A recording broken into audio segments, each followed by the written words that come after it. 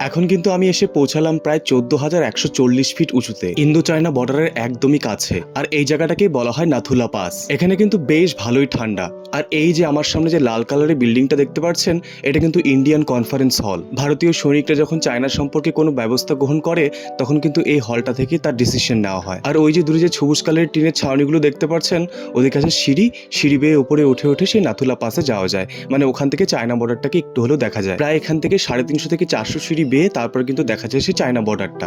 কিন্তু এগুলো হচ্ছে এত আর্মি করিডোর এরিয়া, মানে এত রেস্ট্রিক্টেড, ঠিক করে সেরকম ভাবে ভিডিও নেওয়া যায় না। আর এটাই কিন্তু ভারতের শেষতম স্থান যেখানে জাতীয় পতাকাটা উঠছে, আর ওপার থেকে দেখা যায় সেই চায়না বর্ডারটা। এই নাথুলা পাসের সিঁড়িগুলো উঠতে উঠতে আমার অবস্থা কিন্তু একদম খারাপ হয়ে গেছে। এখানে অক্সিজেন সাপ্লাই এতটাই কম, হাতে একটা নেপতলি পেলাম, সেটা শুকতে শুকতে কিন্তু উপরে উঠছি।